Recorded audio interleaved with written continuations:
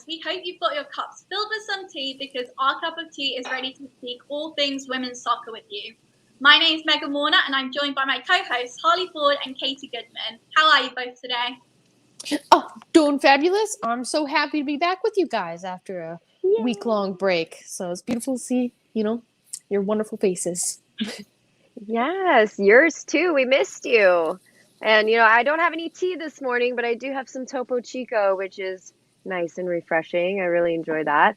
But, before we get, moving forward, I have to let you guys know out there, if you're listening, that we are undergoing a marketing branding change a little bit here. So you might know that, our Twitter handle has a bunch of underscores in it. It's kind of a mouthful to start sharing and explaining to people. So we decided that we are switching our Twitter handle to @OurCupOfTeaPod, not teapot, but teapod with a D, like podcast. So be sure to make sure that you're aware of it so that if a whole new handle pops up, you're not worried. I mean, nothing else is changing, no other branding, but we just wanted to make sure you guys were aware of that. Also, we are working on an Instagram, so stay tuned for that so that you make sure you don't miss another episode. Yeah, super exciting. We're going to get over on Instagram and, just expand, hit more people and hopefully get some more viewers because broaden our audience, Yeah, we want to share the game with you, and there's so many people out there who probably don't know about us, and they should. So, agreed. Exactly. And it'll give you another place to just see what's happening. Sometimes it's hard to follow things on Twitter. You can read a little bit more on Instagram. More visuals there are always helpful. So yeah, it's fun. It's fun, funky, fresh. Getting into the modern era. We're here. Here we go. So let's start off the show with spilling the tea with the latest and greatest in WOSO. So this week, the US Soccer announced its youth national teams will return to training camps after having a break due to the pandemic. And we're extremely proud to announce that 3 UWF players will be representing. So congratulations to FC Blue Heat defender Giselle Thompson and Corktown FC forward Amalia Villarreal on being named to the U17 roster. And then congratulations to Blue Heat forward Alyssa Thompson, Giselle's sister, who was named to the U20 roster. So just incredible achievement for those girls and great to see the youth camps being back underway. Yeah, absolutely. Yeah. Jinx, Harlie. Jinx. Oh, you owe me one of those fancy drinks you got. I know. Pitch poke, you owe me a topo, right? Yeah. That's good. Oh, man. Yeah, and then, at the beginning of the month, UWS 2 announced its awards for the Northeast Conference. The conference was won by New Jersey Copa FC Reserves, who went undefeated and had dominated the all-conference awards, having 6 players being named to the first team while also collecting all 3 individual awards. Sarah Cudmore was named Defensive Player of the Year and played an instrumental role in the defense that only conceded 2 goals all season and contributed at the under end of the pitch with 2 goals and an assist. Very, very well done, Sarah. Next up, we have Emma Bedell, who was named Offensive Player of the Year. Now, Emma was a leading presence in the New Jersey Copa attack and was known amongst the league for her sweet left foot, we hear. Yep, and then next up is Mary Heron, who won Coach of the Year. Mary led her team to a perfect 6-0 record. She has great experience both playing and coaching, and this enabled her to really connect with the team. Very well done, all of you. I mean, I love seeing that League Two is making a splash, making some waves, and that we have some standout people in League Two. Yeah, no, it's amazing. And just speaking about players as well, I mean, the UWS has shown time and again that these players are to be reckoned with. And someone that we actually had on Our Cup of Tea, Lena Solano, just wanted to do like a quick shout out to her. What a force of a player. My goodness. We called it, we knew it, but she is truly rocking it in the Big West. She just scored 2 goals to earn the Offensive Player of the Week. So I just wanted to quickly congratulate her there. I'm so proud of her, so proud of all of her accomplishments, and I'm really excited for what she's going to continue doing with her career. So just want to drop that really quick. A lot of the Long Beach, who she plays with, a lot of their games are actually on ESPN. So if you guys want to watch, it's out there. So definitely do that. She is. Yeah, keep an eye on her. She's exciting to watch. I'll go on and on and on about compliments about her. And she's also just a really good person, okay? Like, she's cool. Anyway, to round up our news with the UWS Weekly, a show hosted by Mr. UWS Jonathan Ward, has made its return for season 2. So he kicked off the season this past Wednesday, and he had guests from the 2021 UWS National Champions SC Blue Heat. So head on over to his Twitter at UWS_weekly to keep up to date with the new season. And if you didn't catch the first episode, you can find it on the YouTube channel. So keep an eye out. UWS Weekly, back in action. Yes, definitely. We love the UWS Weekly. You know, Jonathan does so much, and go out and support that show. It's awesome to find out everything that's happening in the UWS. So we've covered lots of positive news from the UWS, which we absolutely love to see. But the past 2 weeks for the women's soccer community have not been easy. And for some members of the women's soccer community, the past 10 years haven't been easy. And I'm sure many of you are aware of what I'm talking about and referring to, because it's finally been all over the media. And we have tried to keep you up to date on our Twitter account with the ongoings. But if you haven't, this week on the show, we are all going to be addressing what's been going on in the NWSL. Now, this topic is a sensitive subject and it could be triggering. So we just want to give you a content warning. If you need to dip out or anything like that, it's going to be quite a serious show. Yes. And, you know, the very fact that we have to give a trigger warning is heartbreaking, because it's an issue that doesn't just stick with sports. It's kind of across the board for a lot of women. But this week, you know, multiple shocking news stories have been published about coaches in the NWSL abusing players both verbally and sexually for many years. And despite players reporting the abuse to their teams and to league officials for as long as 6 years ago, it's still a situation, and it's even worse than they had originally thought. So on Thursday, September 30th, Meg Linehan, who has played an important part in the beginning of this movement for change, published an article with The Athletic detailing very, very disturbing information about North Carolina Courage's head coach, Paul Riley, which was finally instigated investigations and the firing and termination of the coaching license of Paul Riley. So, yeah, it's heavy, it's crazy, and there's still so much more. Yeah, Paul Riley has denied all of these allegations as well, saying that they are not true, that pretty much he's never done anything of the nature that, you know, he's been accused of. But yet he steps down. I know. So come on. I think in response to allegations like that, just saying, you know, pointing the finger in the other direction, saying it wasn't me, you know, I don't think that's the appropriate response there whatsoever. I don't think silence is the right idea. I know it's understandable. Like, of course, you're not going to admit to it. But, you know, I think first and foremost, the first idea that should pop in your mind is an apology. Right. So. And you know, the thing is, people who feel the ability to do that to other people, they are the finger pointers. You know, they feel like they have the right to treat people like less than or to abuse people. So it's not shocking to me that he hasn't, you know, actually apologized. Right. Also, since that article, we have seen the women's soccer community just erupt in support for the players who've experienced this. So Kaya, Mana, and Sinead, they have all been subject to this abuse and maltreatment for, you know, the better part of a decade. Well, you know, the past 6 years. And so the WOSO community, they rallied together. They have demanded change together. And this led to the NWSL canceling every game in the first weekend of October. And then also in the past games this week, on Wednesday, October 6th, in the 6th minute of the match, a whistle was blown. And players from both teams, and this was between Gotham FC, Washington Spirit, and North Carolina Courage and Racing Louisville FC, players joined together in the middle, arm in arm, and to recognize the 6 years it took for Sinead and Mana to finally be heard.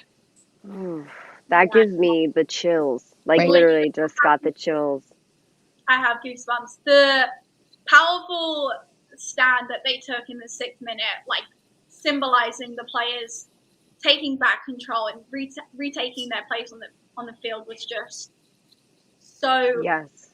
moving and so powerful. And I mean, for me, the news of this article coming out, I was physically disgusted when I read it.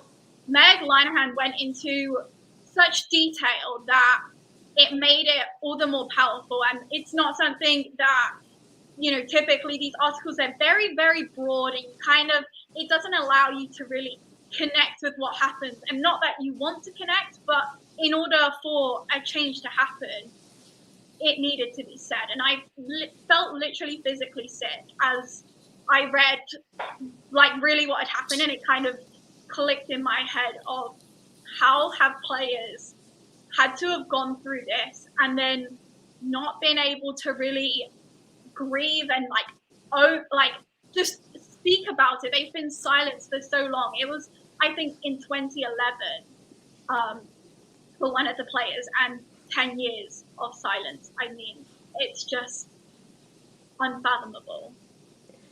Yeah, I mean, talk about fear, the fear of coming forward, both from what reprimands you'll receive from the coaching staff, but also what other women will think or say. A lot of rape survivors or sexual assault survivors are afraid to come forward because they're afraid of what their peers will say if they'll turn against them or with them.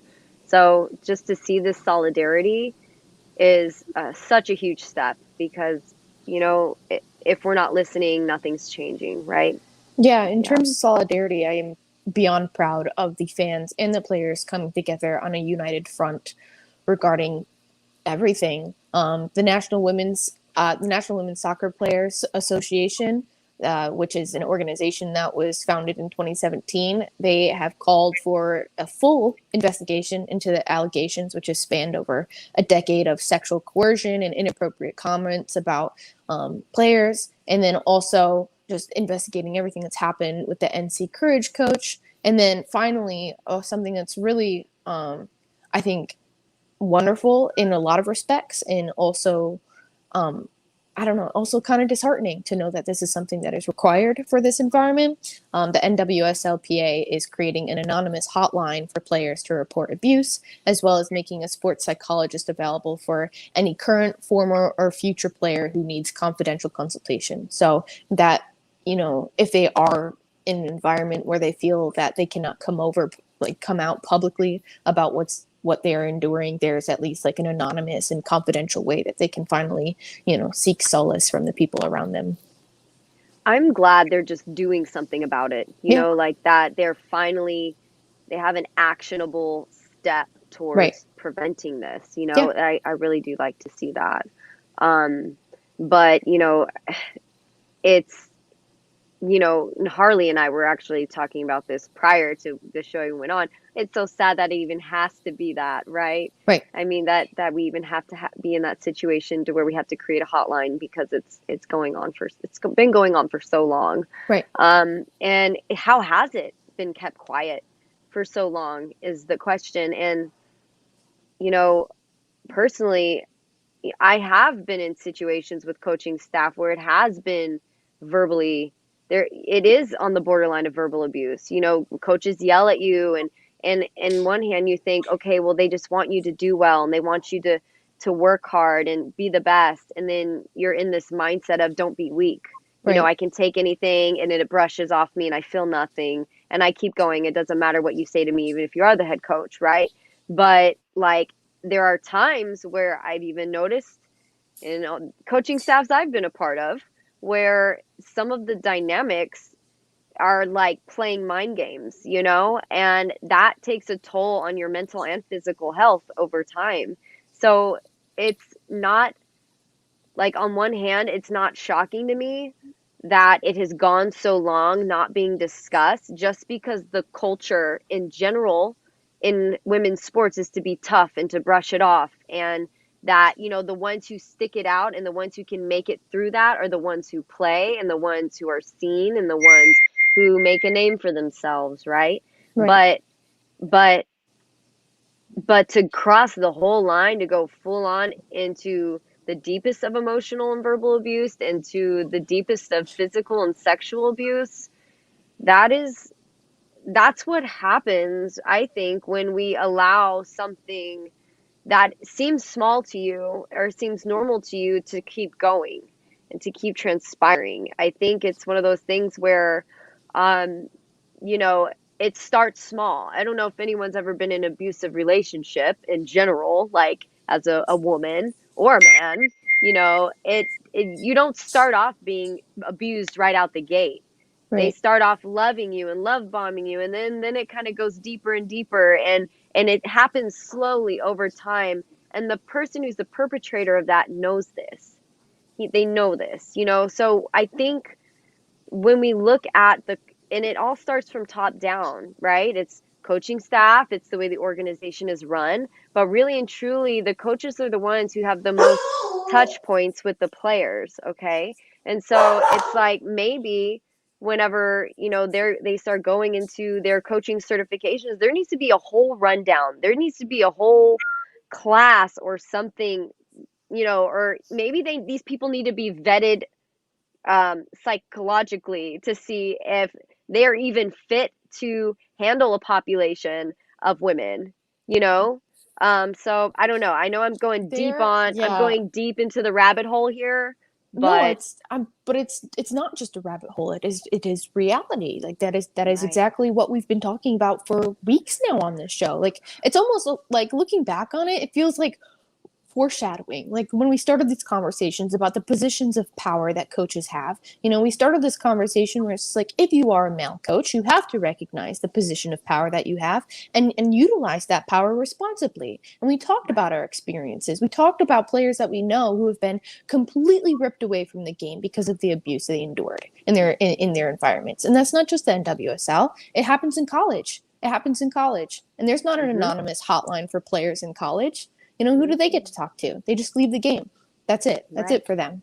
So I absolutely agree. It comes from top down. And we talked about this with the Washington Spirit as we covered the story before, is that it is a boys' club. That's how it was described as. And it wasn't a vetted process to get executives in those positions. They were friends. They didn't have any prior experience in women's soccer. The person who's now stepped into operations, he has no control. I mean, he has no prior experience in women's soccer. So it's just, the standard. The same story. Exactly. The standard there is just that, it's, I don't know, it's a perpetuating of a pattern, involved with friends that, have known each other and they think that they can get into these positions where they're going to make money, and player welfare is not the priority there. And Right. it hasn't been for too long. Right. It's the people that's exactly what you're saying with when it comes to the whole like boys club thing, and there's so many people with these connections that have allowed them to get into the positions that they have, and that's enabling this to become a part of the game. It's enabling coaches to maybe get taken out of one club and yet 5 months later being hired by another, despite the reason the termination of the contract happened was because of these allegations. So how it has been allowed that he was rehired in the same league is like just asking for it. It's enabling him to continue this behavior and enabling more players to have to be traumatized and to go through it. And I think that, to me, is just a point of complete failure by the NWSL. The fact that a coach has been removed from a position because of allegations and then just rehired for another club to go into a new area and to affect a totally different group of people in the exact same way. It's disgusting. And I just can't believe that it was unable to happen. And then you had players asking for the investigation to be reopened. There was the 2015 investigation. It was asked to be reopened, and an email saying, sorry, we understand, sorry you had to go through that, but the investigation has been complete. Well, clearly, finally, this investigation is going to be completed thoroughly and properly, and changes will be made. Yeah, I mean, and that's the thing. You're talking about reopening of a case. That means they've been at this since 2015. This issue has been a cloud over their life since 2015, I don't think people understand the difficulty and the resilience and the courage, the deep courage that it takes to actually come forward about this stuff, because it's such a deep fear that you're not going to be accepted, that you're going to be outcasted or ostracized. Like it's a real deal, and it deeply affects people's lives. It literally can change the course of someone's life. And as Harlie had mentioned, like even in college, people experience this stuff, and unfortunately their scholarships are on the line. Their livelihoods, their potential livelihoods are on the line. And to know that it's affected so many people, yes, we are stronger in numbers, but like, let's pay homage to these initial women who are coming forward. Like, and I know it's hard for a lot of men, especially, to understand this, but it is, they're jeopardizing everything they've worked for just by coming forward and saying something. So, kudos to them, because that's a strength that not everybody has. No. Yeah, and there's a lot of reports that are continuing to come out, and I know that Athletic have like a live news blog as players are coming out with more news on the subject and more stories, and a lot of them are anonymous because, like you guys have said, it's to come out and say things and like tell the truth. That too can change your life because you've been honest and been open about something that's happened to you. Mm-hmm. Things can change. Like, there's so much going on. Like, I feel like the NWSL right now is getting a lot of like the negative attention, obviously, and so maybe brands that have partnerships are going to be like, oh, like let's pull it out. Like, we don't want to be associated with that. And then you think it's not those players who should be losing out on that. Like, it's right. They're coming forward about something to ask for a change, and then there's consequences that can maybe lead to the NWSL losing a lot of its investments, and there's so much on the line for these players, and it's so hard for them to come forward. Like you said, Katie, like it's the courage that you have to do that, whether you do that anonymously or like we know who it is that has come up with the story. Like, it's just true courage, and it just makes me like, I don't know. I know. I'm like, trigger warning for me too. Like over here, like I'm ready to fight people. No, but at least at a bare minimum, you're right. Like, brands pulling out, that's not going to help us. Like, we need the NWSL to stick together for the sake of women's sports. But running away is not the answer by any means. And I love the show of solidarity that they had when they had discussed the canceling of the games, and then how they had the whole 6-minute pause. I mean, that was something that I think really spoke more than anything. Sometimes we live in such a busy environment that a pause is actually what is noticed. Great. Yeah. Yeah. And I think, stepping forward, showing that moment of solidarity, and even after the game, like the NWSLPA stated that like players would not be fielding any questions that were not directly related to the struggles that they were enduring. Everything that they talk about now, every press release, every tweet is about making change and about making a difference here so that finally the pattern of abuse can be stopped. And we talked about this, but there were like two different things that we talked about. Like when it came to the Washington Spirit and how the Spirit Squad were not even going to chant in the stands, that they were going to be silent, and people were like, well, you don't really like want to like do that because like that's affecting the players.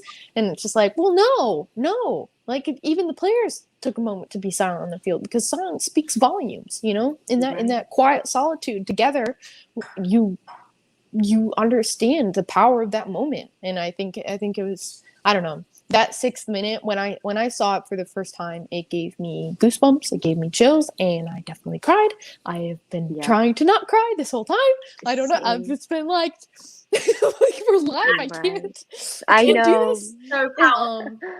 I feel you, man. and like the signs in the stands for the Washington Spirit game, where there was a woman who, I think she was holding a sign that said like protect our players, or believe our players, or something like that. And like you could tell like she was crying in the stands, just holding that, like watching that moment unfurl. And it's just like, this means so much to so many, and it means so much to so many women. I hope that this is something that not only changes the game for the NWSL, but also for female athletes throughout colleges, in high schools, and then also above and beyond our nation's borders, where international waters were finding out different struggles. I mean, the Afghan club, what they went through. There are so many struggles that have to be endured. And I hope this is like the beginning of a positive change. Right. Yeah. Right. Agreed. And every woman that comes forward encourages another woman to come forward. Yeah. That's the thing. So like if you're out there and you're listening and you are somebody who's experienced something, it's okay. Like whether it's us that you reach out to, whether it's someone else that you reach out to, even if you're not in a soccer team, even if you're not playing soccer, if there's an issue that is affecting you verbally, physically, emotionally, sexually, anything, there's a safe space here. And and that's just the standard that we have to set moving forward as women in general. Right. So, yeah. Yeah, definitely. And I just want to touch on the fact, like the powerful moment in the 6th minute. Now, for me, like it was everywhere. Like it was all over my timelines on social media. Like for me, because I follow a lot of women's soccer accounts and I follow a lot of people who are involved in the game. And on the Our Cup of Tea Twitter account, like that too, it was filled because that is a space where pretty much the timeline is filled with women's soccer and women's athletes. But I was like, okay, I wonder how much attention this has got outside of the women's soccer community. Yeah, exactly. So I went onto the ESPN FC's Instagram account, and I was like, the account is a verified account. The bio says covering football around the world. So football, the broad title includes women, includes men, includes youth. Like it should be everything. And so I scrolled through a couple of times, like the most recent stuff, checked the dates, kind of looking at the period, these past 2 weeks where things have been going crazy.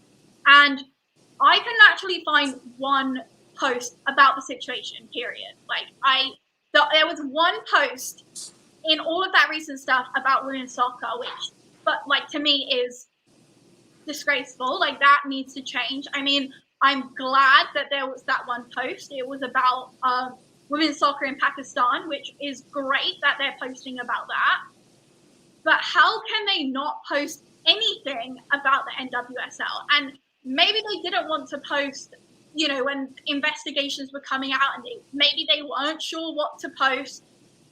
I don't know. Like, I still think that's wrong, but okay, I can maybe see where you're coming from. But that moment in the 6th minute where there's pictures of those players, like, standing together in the center of the field, to me, that should be shared on everywhere. all platforms that are covering football, like, and beyond, even beyond. But for sure, somebody like ESPN should be making people aware of the visual statement that the players made to reclaim their place on the field. And I can't believe that while we say there's been loads of media coverage, actually has there really, from those big places that don't always cover women's soccer, but do cover women's, like, all sports, and say that they're for all sports. Yeah, just to add on to that, I mean, even if you go to the actual ESPN news site, looking back through the articles that they released, 8 days ago, they released an article about inquiries into the allegations against Coach Paul Riley. And then 3 days ago, a follow-up on how the league is failing women's soccer players. And that was 3 days ago. And that was written by a woman, while all the... And then you scroll through the other articles, and I would say, like, 95% of the rest of the articles about men's soccer or just men's sports in general. And so it's just like put to the wayside. And I feel like if this is an issue that is affecting, your friends, your family, the people that you're looking like up to as inspirations. These are people that little girls are looking at and they're saying, this is like where I want to go. I want to be a professional women's soccer player. And they have to look at this and it's just like, do I want to go into that environment? Is that what I want to, is that really what I want to do? And it's not being tackled every single day by the outlets that have enough money and power to make a difference. I don't know. There's just, I don't know. I don't understand why. Unfortunately, I don't know. they're a numbers only organization. Right. They're looking at who are going to get the shares, what's going to happen. There's so much happening in MLS, Champions League, World Cup qualifier things in the men's world that they're so busy trying to keep up with this and pump that information out. And to the point of where the only press that we get that they think that anybody cares about in women's soccer is negative press, like you've just mentioned here. And so, as as someone who is also involved, as as a journalist for men's league soccer, Major League Soccer, I notice a lot, like if they do post anything about women's soccer, which MLS has posted stuff before, if you look at the comments and some of the shit these men say, it's just like, well, no wonder they don't, because there are some really toxic masculine men out there who say, this is the men's platform, leave it for men's soccer. So I'm not surprised that it's not on ESPN FC or Fox Soccer or MLS or any of these other things. But the fact of the matter is by them staying silent is only perpetrating the issue. It's only giving these toxic masculine men,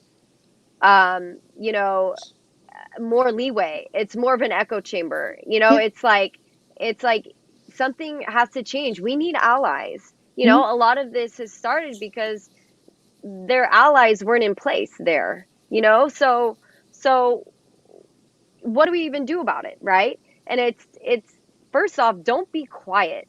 Don't say something. Share the news. Maybe it's not on your ESPN FC feed or your Sports Center or whatever. Well, let them know it should be. Okay, maybe this is where you send a DM. Maybe this is where you write a letter. Maybe this is where you share a post, share a tweet, and call them out on it, right? Because we can't do it alone at the end of the day. Like we need men just as much as we need women allies in this situation. So, don't be quiet. Say something. If you're the one who's being personally affected, say something as well. You are now coming into an environment in the world where you're in a safe space and people are going to listen to you. And if you're a man who's not used to listening, you need to start, because what happens when you don't listen is that things erupt. They become a lot bigger than they need to be. It's letting the little things slide that allow the big things to become commonplace. And that's not something that we can have and continue, right? We can't continue playing the game at the highest level. It's only going to stagnate when people are having to deal with the bullshit that men are throwing back at them, right? And so the problem is not just gymnastics. I mean, not just soccer, it's gymnastics, it's the military. We just memorialized Vanessa Guillen, who was actually murdered after being sexually and verbally harassed for a whole year in the service, and to the point where she was finally murdered. So, it's one of those things that, yes, that is an extreme, and yes, I'm going down a rabbit hole here, but that is the fact of the matter. That is the world that women live in, and unless we have someone on our side, someone who can listen, someone who can help, whether you're male or female, things aren't going to change. And if things don't change, things don't progress. So I think my call to action to you, if you're watching, if you're listening, whatever you're doing here, is to start doing something about it. Call out ESPN FC, tell your friends, just share an article. Hey, did you hear about this? What are your thoughts? It doesn't, you don't have to go balls to the walls, conquering the world, saving women's rights. You don't have to wear a feminist t-shirt, but you can do something as simple as share and simple as listen. So anyway. Yeah, absolutely, Katie. Yeah, that's all I got to say. Definitely. I mean, I feel like the NWSL Players Association is like being that platform that is listening, and Right. like it's so important, because otherwise, like, if there's no real place for you to go to, you know, they like maybe players like speak to each other and they're like, okay, where can we go from here? And now the NWSL has put in that like platform, you know, with that hotline that Harlie spoke about, which is so necessary. But we spoke about before the show, and Harlie mentioned, like, there's no hotline for the college soccers. There's no, like, there needs to be more. Like, this has happened in the NWSL. It's happened in the military, as Katie has said. Like, it's happening everywhere. And we need more things in place to allow for this change to happen. And we need, like, somewhere for people to go with this information where they can go and then see results. Like, you can't, like, people can't just say, this has happened to me, and it gets brushed under the carpet and hushed for multiple years before somebody decides that they're going to write this article, and then things start to get the ball rolling again. I'm so incredibly thankful to Meg Linehan for what she posted, because without that article, we would not be having this conversation. Like, everything would still be just under the radar, players suffering in silence, and it's just unfathomable to think about. Yeah, no, I also want to shout out Kaya, who, you know, came forward with the Washington Spirit, and just, you know, being able to, you know, take that first step to publicly come out, because there were some other players that spoke anonymously about how they had to leave the club, but she, you know, she came out and set herself up to be in the spotlight of this conversation, and I think she's handled it admirably. And I think that it is a very, very tough decision to make, because, like Katie talked about it, it's almost like making this conversation known is also known as like sacrificing your career, because that's just the nature of it. So very grateful to her as well for stepping forward and, you know, not letting herself or her teammates or anyone in this league be silenced. So, Amen. Amen. Well, I mean, yeah. I know. I'm like, like, how do you even close? Like, how do you even close this down, right? Because so much heaviness, but there's no small outro steps that can be said. We thank you guys for listening to us, and, you know, this is just one of many difficult conversations that we've had, and that we're probably going to have, which is not okay, but they need to be had. Like, we need to have these